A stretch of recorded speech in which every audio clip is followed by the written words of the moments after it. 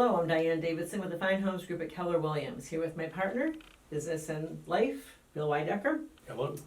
And we are here with our podcast, Good Deeds, Real Estate with a Mission, and we're feeling we're in the afterglow of our annual Good Deed Scholarship Award Ceremony, which was on June 1st at Fratello's, and it was really a wonderful evening. You do a great job as MC, you really do.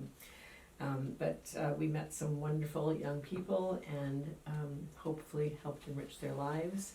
We were slated to give awards $13,600, but through one clerical error and a little bit more generosity, we did $17,600, and it warms my heart.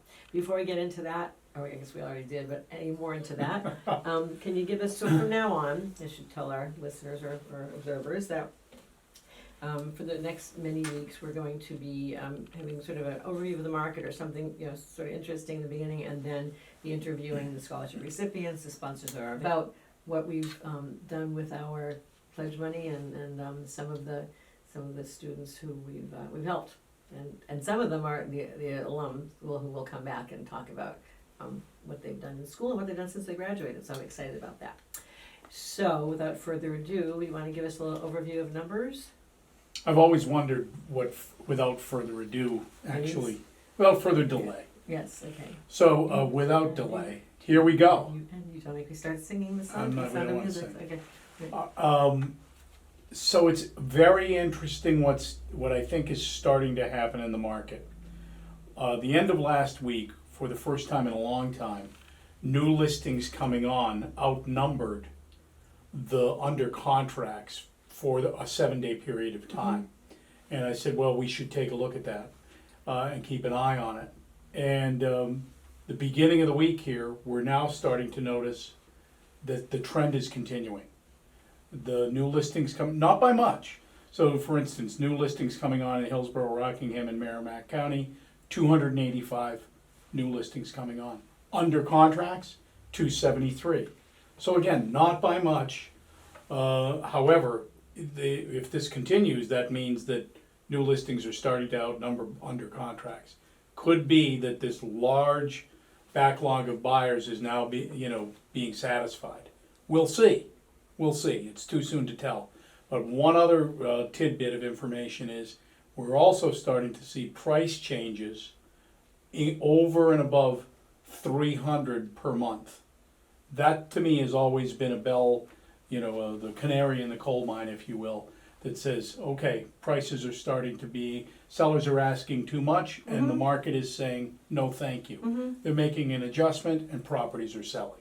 And so, we talked about that before. It doesn't mean that it's worth less or selling for less than a year ago. It means that they build in the appreciation that they're expecting, and that doesn't cause the same reaction. A simple way to put it, the price is wrong. It's just that simple. The offering's not attractive enough. Yeah. The value's not there. So anecdotally, we're also finding that open houses are better attended by buyers just starting out. And so somehow they have a feeling of confidence. I mean, they too perceive, I think, that there's more out there. And so we just might see more activity, which we've been, there hasn't been enough for them to buy. And now I think they're feeling like there's more for them to buy, and they're out there looking at it. Just notice your realtor pin's upside down. Okay, anyway, not important, but I won't be able to stop staring. Okay, so that's the tidbit for the week on real Sure. estate. You leaving it upside down? Well, I'm going to take it off for now, so that we don't have anybody too worked up over it. There we go. All right. So, the scholarship event.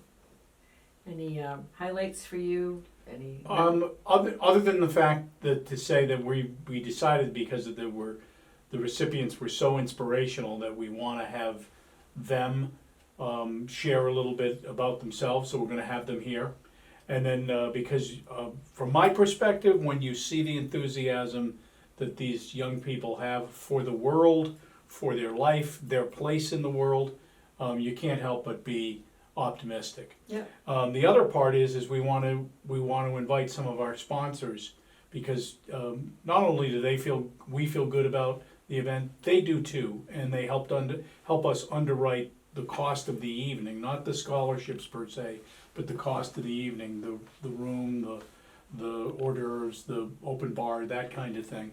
So we want to have them come on because they not only did they help sponsor, we're clients of theirs, we're customers of theirs. We believe in them, so we want to have them come as well. Right, talk about what they do. So there's something you said, you know, these, so we had 92 applications, Yeah, and I think the reason, you know, I look at these kids and they are our future, but the reason they have hope, because they feel like they are the hope.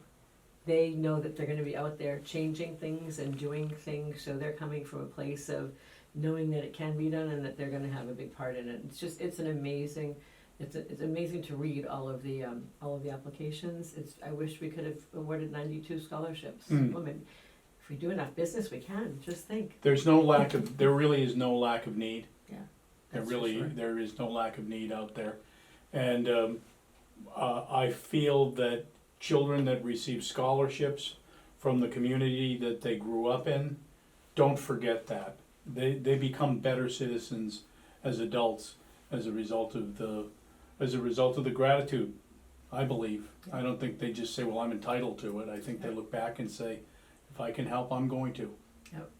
So we are close to turning this into a foundation, a 501c3. Yep. And you know, it's really not, it's not need-based, and it's not just need-based, not just merit-based, it's really a combination. So you know, for most of the kids, we don't know what their financial needs are. Sometimes it's clear, they make it clear in their application. Sometimes you're just blown away by what these young people have achieved, and whether there's a financial need or not, there's a desire, they have a desire to make the world a better place. I mean, a few of them, I can't wait to interview them. I can't wait to interview some of the, we had one person, we surprised him, right? We Well, brought him back, what? Oh, never mind. Let's save that. Okay, we'll save that. All right, well, I'm done. You can put your pin back on, right side up or upside down. And that's it for today. So thank you very much for following us on our YouTube channel or tuning into your favorite podcast platform. Take care.